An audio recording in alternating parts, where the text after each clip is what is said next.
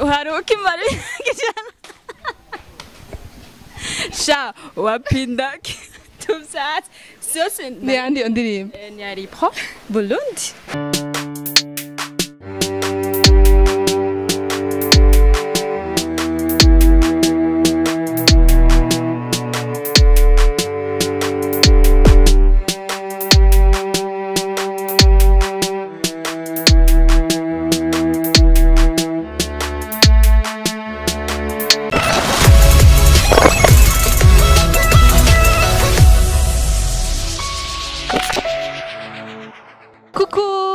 Bakunze Bishasha TV ndaramutse cyane hamani ari nene yo kuri kumenyereye murona ko umunsi tubazaniye ibintu biryoshe cyane hama ndi kumwe ni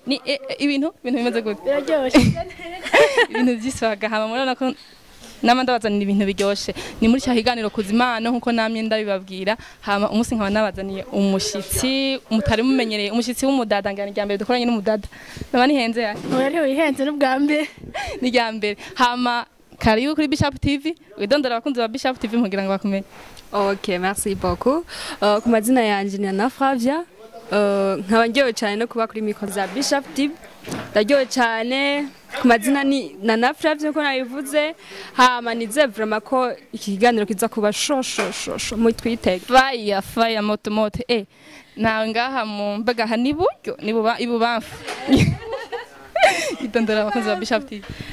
Bakunze Bishasha TV na Aline irambona ngira muramenyereye kuri Bishasha TV mu kiganiro menya ukuri. No musi rero twaje kugira tugire show ya weekend showbiz. Muga para showbiz mumenyereye imwe ya kera. Si showbiz uza kari ibintu bishushe bimeze cyane. Hama ngarutse ngaha. Wow urabivuze cyane urafise impano yo gutwenga. Tutwengere gatoyitura. Deje namaze gutwenga. Kandi wavuze tugusebe ugire nyene effort utwenge apana bitukuvugisha ico twenga kubera ko ufise imena yo gutwenga utwenge atrandoda nyene tuvyumve neza mikora no apana iyo twenga nyene neza cyakuvugishije niyo donc niko gutwenga basi wavuze ko ufise impano yo kuririmba mukumengo niyo gutambura ifise gutamba en fait nyene imwe nyene uri mu bantu tomaramara muga nabirenze from nabirenze ntibigira izina si ndibaza ariko kuririmba urabizi kuririmba nakubwiye ngize courage nkaje mu ma répétition en tout cas en tout cas vuga indirimbo nto imwe bon y'umuririmbyi basi indirimbo ukunda uzi ugira akapera turagufasha Mungu wangu kwani nyinshi noce ntaco imwe ya mbere izijya mbere ikiza direct mu mutwe kivuye no mu gikiza uharuki mari Ijana sha wapinda tuvyatsi byose ni andi ndirimbo ni ari pro Burundi ramuzi. Okay, indirimbo ya Pro Burundi bayitwa gute kugira ngo abakunzi ba Bishasha TV ko arayumviza za kwiraba uko mengo irateze iyo song yitwa uko nyine ntawe kimara imyaka ijana kugenda nta myaka ijana wandika kuri YouTube ko nyene gacu yibona okay tugarutse ngaha gatonyi bon watubwiye impano ufise mbega mu buzima bwa misi yose usanzwe ukora iki okay mu buzima bwa misi yose cambere ndi umunyeshuri kuri kaminuza okay ibindi sanzwe nkora ibyo onyikora nawe byo kumenyekanisha amakuru ndabikora gusa nta minsi myinshi ndabimazemo tout simplement ndabikunda n'umutima wanje wose cyo gituma ndiko ndabikora ndiko ndagerageza gusatisfeza umutima wanje nkuko bikunda kugira ngo ndabibemwe nongere nduzi impano nkuko namwe muriko murabikora mbega woba ukora ku TV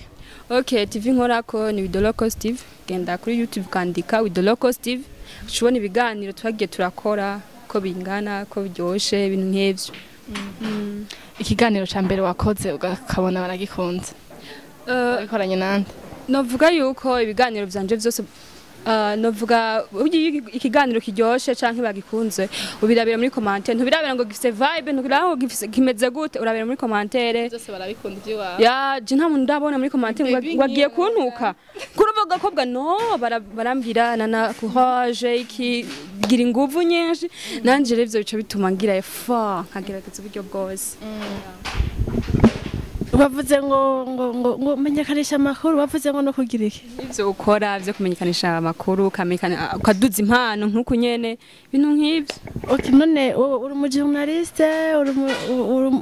mu jambo rimwe uri mu journaliste cyangwa kibazo cyane sindi mu journaliste ndi mu youtubeuse bravo Arozi katize iga université kudo chapeau Okay hama wavuze ko usanzwe ukora uri mu youtubeuse ariko hari ibindi nabonye nimba ntihenze sinzi ko ari comedy mengo ni comedy urakina filme cyangwa uri mu comedienne je navuga yuko en fait hajya filme hariyo filme ziri serious n'izindi usanga zivanze na comedy sivyo rero iyo ukina filme uri capable gukina comedy kandi iyo ukina comedy uri capable gukina filme sivyo rero nimba warambonye muri filme egare ko na comedy nayo kwishobora warakinye filme na comedy wari kwishobora dukinira comedy gato no en fait rega comedy sigombwa kugira ngo itwenza hariyo comedy kandi iri serious iri serious Ico navuga pour mama noshobora no kinakana ni hika filme comedy aya sinumva ngene nokora kugenda batwenze gusaga office impano yo kwandika filme oya from si vyanje na filme urandika aya washobora kutubwira filme imwe waba warakinyemo okay filme donc hariyo time nari ndimwo gusa kubera imvo y'umwanya imvo y'ikinace ninjira muri vyonye bya journalisme sinasubira rero kuronka umwanya wo kugenda kubandanya ama repetition kugira ngo tuyisohore gusa pour le moment naci ndabwira je banze mu bangire gatoya nzogaruka hari ibintu bikinyo kifse ishure nani journalisme vyose bica bintwara umwanya usanga ntari kundana umwanya ukwiriye birumvikana no kuvuga nagoma kugira abakunzi ba Bishop TV bumvise ati mbe ni nana ati nana arakina filme bashaka kuvuga ati mbega filme akinamwo niyihe kugira ngo tuje kuraba filme nana yakinye ingene imeze mugabo urumva ntiyashoboye gusohoka ntiyashoboye gusohoka ariko urumva ko afise impano watubwiye ko usanzwe ukora aka kazi bon uri mu youtubeuse kandi ukora ibintu byo kumenyekanisha amakuru mbega none ni zihe ntambamye uhura nazo iyo uri kurakora numva kari akazi kawe novuga yuko ikintu cyose yari mu ntango akazi ka journalisme gusa iyo niba uri muri dandazwa intangiragoye kuko ntuburaronka abakiriya ntuburaronka iki rero payi wanje nko muri umwuga nyene novuga gute sindagira kuri level novuga ati namaze guhura n'ibisanga byinshi ko nta mwanya ndabimazemwo muga pour le moment ndamaze guhura n'utuntu nyene dusirago duto duto nyene tukushobora gutelefona nko mu star kubera yuko atafise nimero yawe usanga aragukupiye ko usanga uramwandika inta gukwishuye ibintu nk'ivyo muga pour le moment vraiment no saba yuko boza baragira gusa nyenda batara umwanya umwe ndabatarwa kuko batelefona n'abantu benshi yagiye bibaza ati niki mugabo bamaze kumenya vroma abastari bacu bafite umutima mwiza nta muntu usaba interview ngo ayikwime turabakunda cyane abastari bacu mutera imbere tubasavye interview tuba dushaka yuko cyambere mumenyekana kandi ko murazwi kandi natwe kugira tumenyekane okay mbega niyihe ligne editorial yawe ukorera ligne editorial uri kunjana muri journalisme nakubwira je si ukora uri kumbaza muri ligne donc yabiyize ibintu vya journalisme je ntavyo nigiye si basi ego ndakumva ndagufashe basi urabona ko uvuze ivyo by'abastari hari abakora ibintu ugasanga bakora ibintu by'abastari gusa hari abandi bakora ibindi biganiro donc ugasanga wowe ufise domaine ukoreramo okay je domaine nkoreramo novuga ko ariyo nyene y'abastari gusa hariho nk'abagiye usanga bagwaye vraiment ndagenda nkabashika ko iki mugaha nini ni baza cyane kuri bajya abastare zirya mpano nto kana abandi bakuze nimba rufize nk'igikorwa kiciza ariko gusohora nta muronde tukavugana niyo rinye nkoreramo bo abakunzi ba Bishop TV mugende gushigikira uyu mwigeme wacu murumva ko akorera kuri Wido Locos TV mugende muragira subscribe mugira ngo mubandanye mubashigikira murazi ko bafise urukundo turi bamwe okay hama nikihe kintu urindiriye gushikako ugihawe n'uyu mwuga ni vyinshi ushaka gushikako kuko icambere cyo namaze gushikako kuko je me souviens nkiri umwana muto narakunda barambatse kuje kuntu umwana bamubaza barakubaza ati ushaka uzobiki icambere navuze nshaka kuba umuganga ca kabiri shaka kuba umumenyesha makuru sivyo pour le moment rero byose ndabifise ndo muganga uhagisanze uri umuganga muganga ndamenyesha makuru urumva rero pour mama jeganye bimwe imbere naho ni heza niteze ko nzoronka byinshi nkishaka gushikamwe ama projet ni menshi mu mutwe wanje niteze rero ko nzoronka byinshi cambere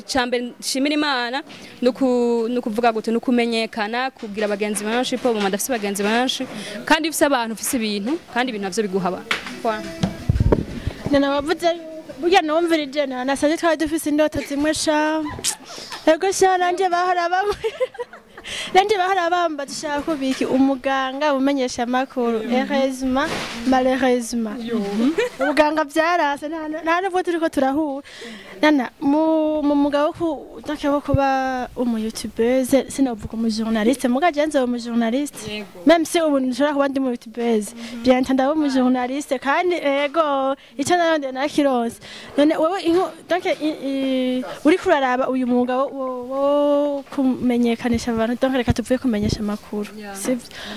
ubona nikihe ubona kigoye nikihe ubona coroshe donc uri kurawuraba appreciation ushobora kugira uboniye okay ikintu kigoye cyambere nuko ikintu cyambere cyo kumarika uri umukobwa ni ndaya umukobwa n'umusazisazi yarananiranye mu muryango ibintu nk'ivyo nyene urumva nico kintu cyambere baca bakwagiriza bakubonamwo image itari nziza muga siko biri bavyeyi siko biri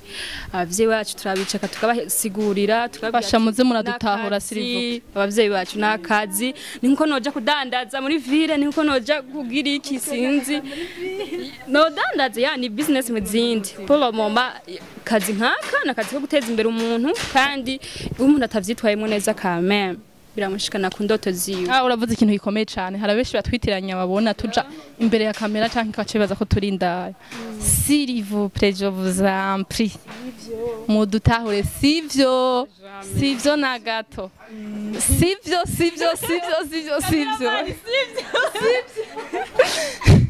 sivyo uko nakazi ni nkuko umuntu bon nyene adandaza nkuko wabivuze cyangwa ugasanga umuganga cyangwa ugasanga niki nakazi ni kurondera uburyo bwo kubaho rero umuntu nta ari imbere ya kamera ntibica bisigura yuko ari ndaya ahubwo twege tuhari mu kugira ngo tubazanire ibintu mutaze mugira mu bimenye ni inyigisho nyinshi duhora tubazanira tongera tudevelopa n'impano z'abandi bantu kugira ngo bashobore kugaragara ahabona okay nanadagarutse gatoya nakahe kankunguko umaze kuronkera kuva aho utanguriye kugira uyu mwuga wo kumenyesha amakuru okay nabivuze akanguko kambere no kuronka abantu basha narose abagenzi benshi narose abantu nyene tuzinanye rero iyo mfise abantu du sûr et certaine yuko nzoronka ivyo nshaka gushikako kuko ndagufise wewe ndashobora gukura ko ikindi kintu cyangwa mfise naka zo turabana ndashobora kumukura ko ikindi kintu rero ni vyinshi vraiment maze kuronka okay urakoze cyane ni ibintu byinshi maze kuronka bo nikihe kintu uhanura ugwaruka rucyumvira yuko abantu rutinya kuja muri uyu mwuga wacu rucyumvira ko abajournaliste bose ari abantu b'ingeso mbi guys ndabahano ikintu kimwe basha impano ni ikintu gikomeye nimba ufise impano yikoreshe kirazira kwicarika impano kuko tugabakobwa kanshi dukenera ibintu byinshi rero kwa musaba papa waje musaba umukape wawe ngo iki niki biramupertiba biramuruhisha ufise impano nimba ufise impano yo ririmba kandi uririmbe vraiment wisunze ubukobwa bwiwawe canke ubwigeme bwiwawe canke uri umwuga nyene wa journalisme ufise umutima wo gushaka gukora apana kuja mu bindi puke niwakenera amavuta yo kwisiga utaze kwigura yasaso wawe canke wakenera ibindi déplacement y'iki utaze wisaso wawe ku myaka ufise kameme kuko ari imyaka usanga bibabaza n'umuvyeyi hajye n'abavyeyi baraturaba bakavuga ati yo mungu wangu umwana wanje afise 25 aracansaba amavuta kandi afise amaboko yo gukura kameme bakobwa tureke kwexagera dukore kuko nta n'abahungu buba bagikunda abakobwa bicara sitopre mu vyumve ndondera ahe bazizana. Uravuze impanuro ikomeye cyane abantu mwese bon sinzi abantu bose bagifize iyo complexe ni mukore mukora amaboko mu muzi mugira ngo mukore na agaze koze mubona ko kabariha muretse kuja mu ngeso mbi gusa murashobore kugakora mugira ngo mubandanye mwiteze imbere mureke kwimaramaza niko no bivuga. Bakuzi ba Bishop TV ngira ndamubaze nana ikibazo nibaza ko nawe mwobaze umuntu wari we wese mubonye akorera kuri TV online nana ngira ndakubaze kino kibazo nana umusitangura kuja imbere ya kamera ubwa mbere bifashe gute vyahugendeye gute? Je navuga yuko ntabwo wanigeze ngira icambere ntabwo wanigeze ngira kuko ikintu cambere cica n'ubwoba babasha kuko uravye na video yanje ya mbere vraiment barambwiye ati ntabwo bakuhaje kuko hari ushobora gukora iri rya mbere ari umuntu utari ubimenyereye usanga kujugumira nk'ukwe yashikaza mu biganza urumva deketse wari ufise mu mutwe sikagenda mugaje Paul ma vraiment sinzi ni impano nyene iyo ufise impano basha biraryoshe kuko iyo ugiye kuvyigira nyene direct utabikabigwamo uko nyene nabo nyene ugenda nyene sinzi ngene ubugeye so je rero ntabwo wanigeze ngira ntaki nakoze gukumengo ndabimenyereye kubera ko nayisanzwe public nda itantera ubwoba ntabwo sijya mbere aho araririmba twararirimbanye ndamuzi bo hama akajambo tekereye abakunzi ba Bishop TV. Abakunzi ba Bishop TV ndabakunda cyane komeze mudusapotinga cameraman ntarimwe sindamukunda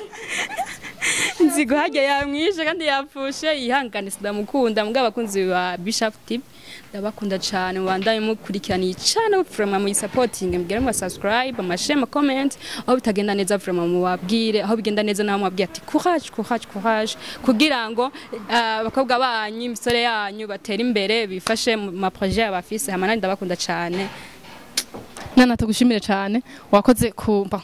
kwitaba ubutumire bwacu urana ko twakuzanye hama ari neho nakajambo sigaye abakunzi ba Bishop TV.